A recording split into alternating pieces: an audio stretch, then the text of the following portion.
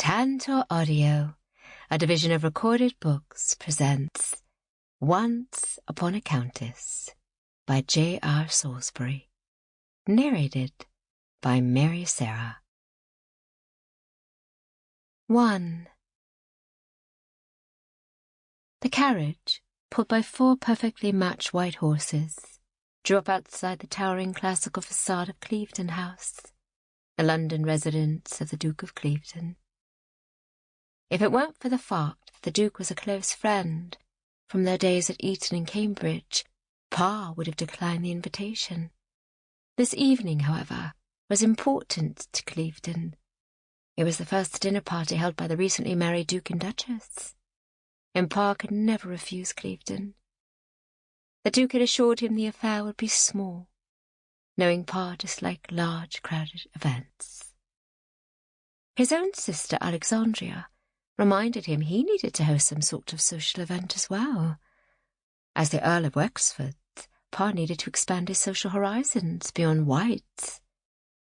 Alexandria was of the opinion that he needed a new wife, and promised him she would put together a tasteful affair. He'd escaped a lengthy discussion over whom he should invite for the time being. That had proved easy enough. He'd merely promised her he would give the matter serious consideration. Clevedon and his charming wife Savannah, Her Grace the Duchess of Clevedon, were waiting inside the door in the grand hall. His friend the Duke had fallen head over heels in love with the charming American and her young son. A tale to be savoured another time. Wexford needed to focus his attention on his hosts. "Clevedon," he murmured, before turning his attention to the Duchess. He bowed slightly. "You look as beautiful as ever, Your Grace." "Thank you, dear Wexford, and thank you for accepting our invitation. My husband says you're not fond of large social events." He smiled. He would be correct. I find I dislike the crush of the endless balls and soirées. "May I tell you a secret?" she asked with a prominent American accent. "I'm not fond of them either." "So your secret is safe with me?" Clevedon cut in. "I believe you'll be fine, Pa. There's several guests you know, and my wife managed to keep the affair small." Pa nodded and again gave the Duchess a slight bow before he walked off in the direction of the drawing-room. Champagne was being served, and he took a flute from the tray of a passing footman. Taking a long sip, he walked through the doors. He found there were, by his count, 10 couples in total, plus 1 young woman who appeared to be on her own, without an escort. Perhaps one of the Duchess's friends, or some distant relation of the Duke's. In either case, he was intrigued. The young woman obviously had a season or 2 behind her. She seemed comfortable conversing with those around her. She was an exquisite creature. Her ginger hair was swept up off her neck, a long, luxurious neck, one that was made for kissing. Pearls adorned that beautiful neck, and she wore a deep sapphire-coloured silk gown. She looked like a queen, or, in his case, a countess. That was absurd. He wasn't looking for a wife, even though everyone told him it was past time. He'd been in mourning for his late wife, Matilda, for over a year, and until this evening had never given the matter any thought. Clevedon came to his side, observing the festivities. The candlelight caught the reddish highlights that shimmered through his golden brown hair. His muscular frame made him stand out from other men, showing he wasn't afraid of hard work, something his fellow peers avoided. "I see you found Lady Clare." "Lady Clare?" "Yes, the beauty in the dark blue gown." Pa finished his champagne and took another from one of many footmen. "Who accompanied her?" "No one. She's my cousin on my mother's side. She was raised in Scotland, in France." "Really? That's fascinating. So she's not betrothed?" "No, which is why my aunt sent her to London." Pa arched a brow and smiled. "Tell me about her. And yes, you must introduce us. Don't worry, I will. I believe my wife has seated the two of you together for dinner. Excellent. I knew there was a reason I liked the Duchess. Come, I want to acquaint you with a few gentlemen I don't believe you know. And I'll make sure you are introduced to Lady Clare before we go into dinner. Excellent. What else can you tell me about her before we're introduced? You said she was your cousin. Clevedon finished the remainder of his champagne and placed the flute on a nearby table. As I said, she's my cousin and was raised in Scotland and France. Her father, my uncle, is the Duke of Renfrew. Clare is proficient in French, Gaelic, and Italian. She can ride better than most men I know. She paints, and is far more proficient than most other young ladies on the pianoforte. Parr nodded as he listened. What of her temperament? His friend smiled ever so slightly. She's a delight to be around, so as long as you don't rile her. She's known for her fierce Scottish temper and a tart tongue. Lady Clare sounds quite interesting. I look forward to getting to know her better. Let me introduce you before we get bogged down in some political discussion with the men. They walked across the drawing-room to where Lady Clare stood, between Viscount Newton's wife, Lady Newton, and Countess Taylor. Her husband, the Earl of Taylor, was well known as a successful land baron with property throughout England and Wales. Ladies, I would like to present Parr, the Earl of Wexford, Clevedon said. Wexford, I believe you already know Countess Taylor and Lady Newton. I do. Ladies, nice to see you this evening. Wexford, may I present my cousin Lady Clare? Parr nodded and took the hand Lady Clare offered. Lady Clare, I'm pleased to meet you. She studied him for a moment, her dark green eyes sizing him up. I'm sure you are, Lord Wexford. Everyone is. Wexford arched a brow. I beg pardon, my lady. Did she actually roll her eyes at him? Clevedon hadn't mentioned her being a snob. Lady Clare opened her fan and closed it. My father, the Duke of Renfrew, is quite wealthy. And unfortunately, I find most men use me as a way to get into my father's good graces. I can assure you, I live quite comfortably, and what your father has or may not have is not my concern. How refreshing, Lord Wexford. A man with no interest in my father's money. If you ladies will excuse us, Clevedon said. Lord Hemsley is beckoning us. Wexford bowed. Ladies, a pleasure as always. Lady Clare, it has been good to meet one of Clevedon's Scottish relations. The two men strode across the room toward a small group of gentlemen, Lord Hemsley among them. So that's your cousin. The edge of Clevedon's mouth curved up. I warned you. She thinks any man who shows interest in her simply wants to get close to the Duke. Her tongue is enough to scare off most men. Indeed. She's had 2 proposals, both of which she refused, and her father didn't approve of one in any case. He allowed her the other refusal, and yet, as I said, her father wishes her wed. Wexford snorted. I do believe I've heard of your cousin. Her dowry is reportedly the largest in all England and Scotland. Her name and dowry precede her. I'm afraid it's worn on my cousin. I can see where it might. They neared the group of men, stopping just short of joining them. You'll get to know her better at dinner, Clevedon said. Just don't bring up money, and you should be safe from her wrath. I'll try to remember that. Parr glanced across the room and saw the Duchess had joined the group. Unfortunately, Lady Clare's back was to him, and he couldn't see her face. Dinner would commence shortly, and he would have his chance to get to know the lady better then. As this was the Duchess's first official dinner party, the meal would be a long, drawn-out affair. Dinner began with a delicate turtle soup. From the moment he sat down next to Lady Clare, Pa knew his evening would be anything but dull. She didn't look at all surprised that they had been paired together. She sat quietly for a moment before speaking, after he'd acknowledged her as he settled himself in his chair. Lord Wexford! Imagine that!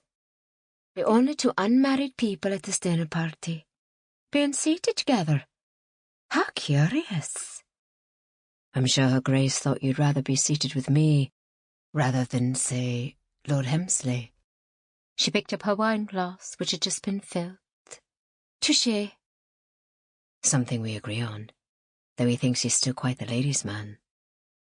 Old ladies, perhaps, she replied with a smug look. She took a sip of wine, and he did the same as he pondered his next topic. How long are you in London? Smiling, she set the glass down. Until my parents return from Paris. I have a townhouse there, she said. I wasn't invited to accompany them, and I certainly didn't feel like spending my time in Scotland. My cousin obliged when asked by my father. He shook his head. I can't imagine a young woman like you not wanting to visit Paris. I never said I didn't want to visit Paris. My family lived in France for a time. I've been to Paris on many occasions. Right now I find it boring. Perhaps you need to change your social acquaintances in Paris. Seek out those who are more suited to whatever it is you like to do. She arched a brow and picked up her spoon. Perhaps. They ate their soup without another word. She was going to make sure they both had a miserable time. Why? He picked up his wine-glass as the footman took away the first course, and another brought boiled salmon with capers, along with perch and cream sauce. He observed her wrinkling her nose, but pretended he hadn't seen. It was actually quite cute how she did that. She turned away from him to answer a question her other dinner partner asked. Of all men to place her next to, the flamboyant Viscount Newton was the worst possible choice. Marriage had never stopped the Viscount from shamelessly flirting with young, unattached women such as Lady Clare. Even the man's manner of dress was offensive. He looked like a peacock with all the colours he wore. Pa took a forkful of the creamed fish and gazed down the table to where Clevedon sat. The two made eye contact, and the Duke had the audacity to smile and raise his glass of wine in his direction. Smug bastards. He was having fun with this. Pa suddenly felt as though he was in the lion's den, and no one was going to rescue him. He shook his head. His other dinner partner was engaged in conversation with another, so he set his fork aside and downed his wine. By the time the crisp-skinned roast duck was served, Pa was more than ready to leave. Lady Clare was still engaged in conversation with the peacock, and the lady to his left, Lady Hemsley, regrettably had little to say beyond remarking upon the weather or inquiring about his siblings. Having lost his parents in a violent carriage accident, Wexford had been left with 3 sisters and 2 brothers living at home. After a reasonable mourning period, he sent Gregory and George off to Eton. His younger sisters, Violet and Jenny, would be ready for their coming out over the next 2 years. Perhaps they'd each find a suitable husband. Their older sister, Alexandria, certainly had. Hers had been an arranged marriage, the couple having met only 2 days prior to their wedding. Somehow she and Viscount Salisbury had accepted their fate. In fact, now they seemed to adore each other. If it were a farce, they kept it well hidden, and since they were staying here in London with him, he was certain he would know if there were marital discord between the two. "My cousin says you're quite the horseman," he heard Lady Clare say, bringing him out of his brooding back to the dinner party. "I enjoy riding as much as the next man." "Come, my lord, don't be so modest. I understand you ride a magnificent black stallion." "Hercules is quite handsome. He has more stamina than any of my other horses," he replied. Dessert would be served next, and if he were going to make a move and invite her for a walk or carriage ride, it would have to be soon. Once dinner was over, the ladies would retire to the drawing-room for tea, and he would be locked in here to enjoy port, cigars and politics with the men. Perhaps I've seen your eyes on him, through the park. Was she playing with him, or did she hope he would invite her to ride with him? Would you care to accompany me for a ride to the park? I could call on you tomorrow afternoon. I have a nice grey mare I think you'd find much to your liking. She let the footman take her plate before replying, then looked Parr directly in the eyes. Hers were the darkest green he thought he'd ever seen, like deep-hued emeralds. Regrettably, my lord, I must decline. Her Grace made previous arrangements for us to visit her modiste. Surely that won't take all day. It'll take most of the day. Perhaps another time. He wasn't sure if she was setting him up only to let him down again. He would take that chance. Yes, perhaps another time, he replied. Parr was relieved when dessert was served. His friend's bride had made sure to serve almond cheesecake, one of his favourites. At least a piece of this delectable cake wouldn't unsettle him the way Lady Clare did. Time came when dinner was over, and the gentlemen rose as the ladies quietly left the dining room. The peacock beat him to speaking with Lady Clare before they retired to the drawing-room. Parr simply nodded in her direction. She met his nod with a smirk and quickly turned away from him. He sat brooding through a lively discussion about some controversy in Parliament. He barely heard a word being said around him. Instead, he found he couldn't stop thinking about his dinner partner and how she deliberately set out to toy with him. One thing was certain. Clevedon was correct. His cousin did have a tart tongue. Problem was, he actually found it to be a breath of fresh air compared to the simpering demeanours of the usual ladies of the temps. Lady Clare was quite pleasing in appearance. She'd make some lucky man a wonderful wife. Just not him. It was evident by the manner in which she spoke with him, in the fact that she refused his offer of a ride in the park. She wasn't interested in him. When the gentlemen rose to join the ladies, Parr glanced at his old friend. He needed to take his leave, now. I take it my cousin was unkind? Clevedon inquired. No, not at all. From the little time I spoke with her, I can see she's a complicated young woman. Yes, she is, he replied. Parr finished off his port. I need to go. Please pass on my thanks to your lovely bride for such a delightful evening. You can tell her yourself, Clevedon said. You'll not give my cousin the satisfaction of thinking she's thwarted any so-called attempt to set her up with a respectable man. Really, I don't wish to have her humiliate me in front of your friends, and I fear that may be her next move. She won't, the Duke replied as he poured them both another glass of port. Her father sent her to me to find her a suitable match. I thought they went to Paris. He took the glass from Clevedon, swirled the dark amber liquid. They did. She's chased away every eligible man in Edinburgh. Her parents thought allowing her to stay here without them might be what she needs. Parr drummed his fingers on the arm of the chair. She seems quite intelligent, more than most. She is. Perhaps if you ask her to go in a carriage ride, you'd see that. You'd be surprised by the subjects she's interested in, many of which are not topics you'd normally converse with your dinner partner about. I already asked her, and she declined, politely, of course. Something about her and the Duchess having previous plans to visit the Duchess's modiste. Clevedon nodded. She is correct. I remember my wife mentioning something about acquiring ball gowns for the Duke of Liverpool's annual summer ball. Perhaps I need not press her. The Duke snorted. Write her a note. Send it with flowers in the morning. Tell her you'll call on her to accompany you on a carriage ride at 3. I tried to suggest just such a thing. My wife told me the appointment was late morning. Send the flowers early enough.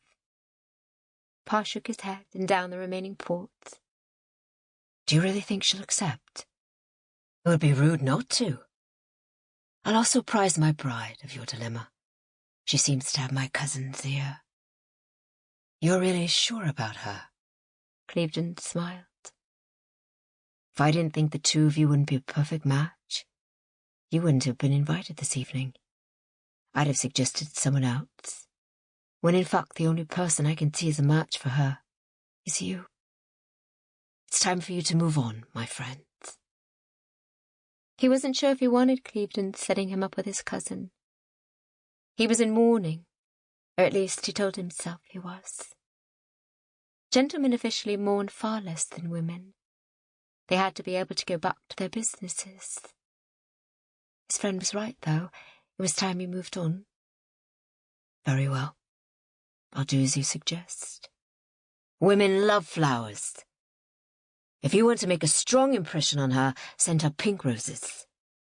A huge vase full of pink roses. Something to impress her.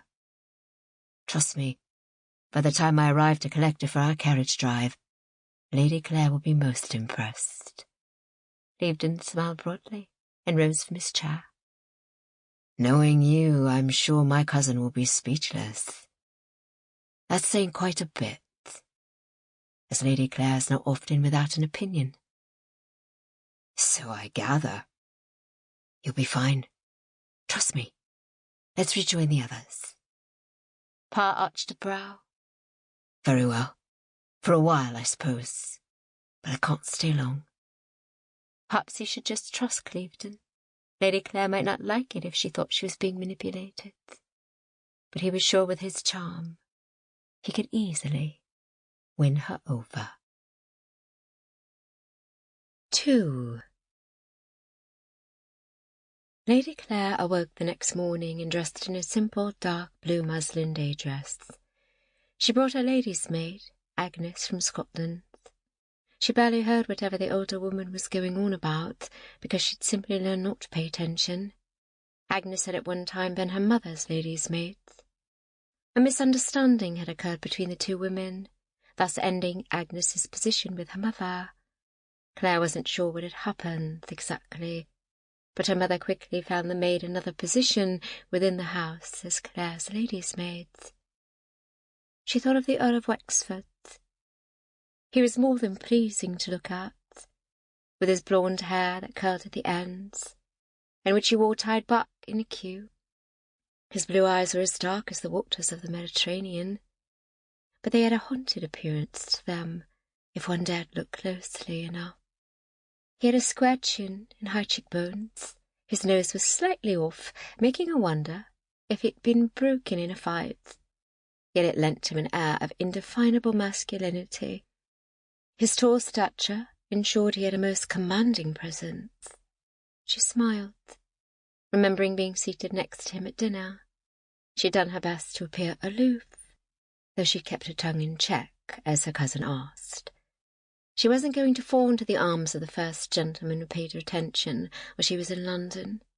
Clare knew her parents had left her behind because they hoped her cousin might know of a peer willing to marry her. Then Wexford had asked her to join him for a carriage ride through the park. She had to refuse, no matter how much she'd wanted to accept or wanted him to show her his horses. Being that Parr was the first of many suitors with whom she needed to contend with, it was easy enough to nip this in the bud. When her cousin asked her what had transpired between them, she could tell him she thought she and the Earl would be ill-suited. That would take care of that. Regardless, she felt bad for using the man. He had been a decent enough dinner companion, at least when she wasn't ignoring him by paying attention to the gentleman seated to her right. That one had been annoying. My gloves and reticule, please, Agnes. Then I'm off to shop with her Grace. Be sure the peregrine gown is ready for this evening. The maid handed the items to Clare with a smile. That gown is one of my favourites, my lady. Clare nodded and left the room.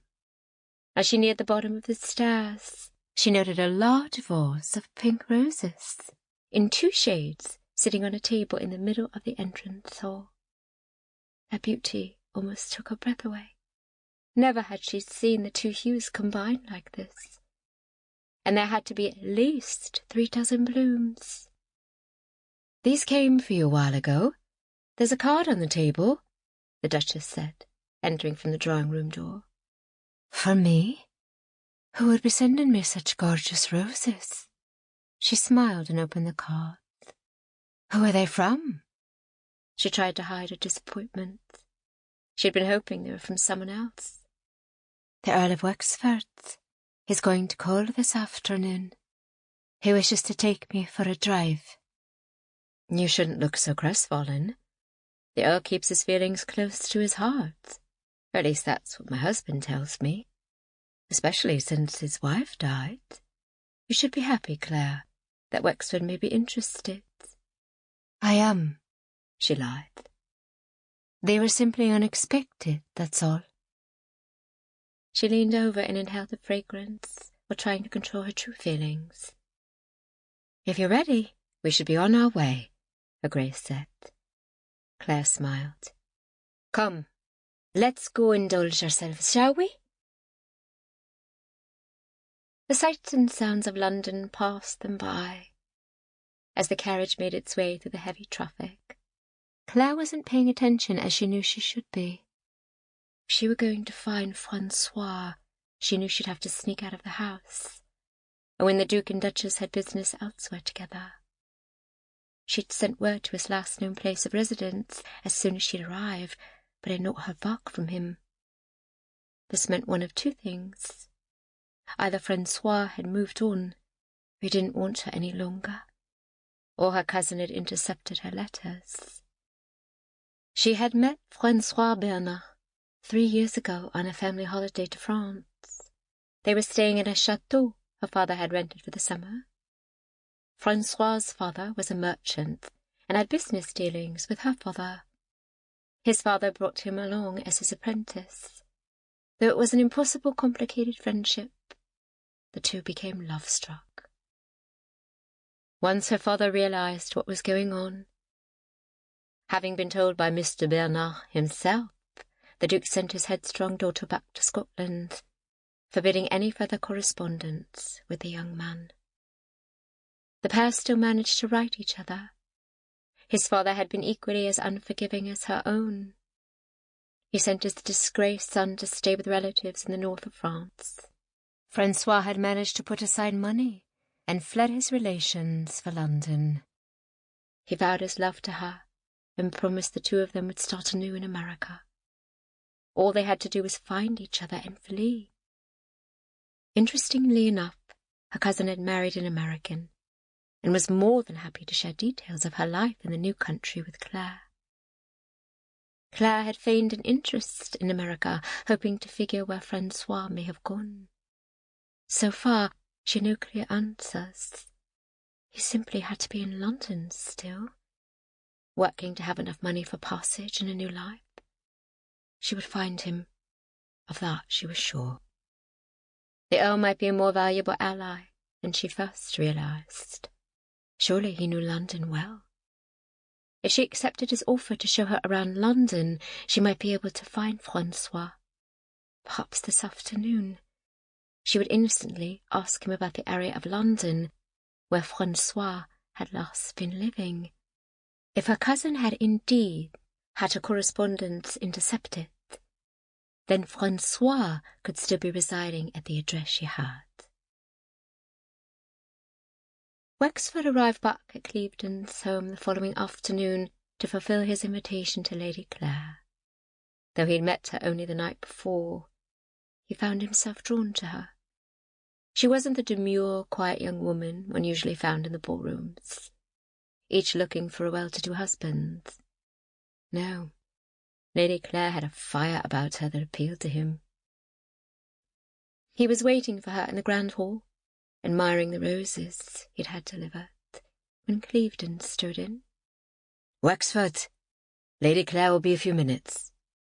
While you're waiting, why don't we go to my study for a chat?" Sounds ominous. Clevedon chuckled and led the way. As they entered, he motioned Wexford to a leather chair in front of his desk while he poured 2 glasses of whisky. "I needed to speak with you." Clevedon started. About Lady Clare? He nodded. Sample complete. Ready to continue?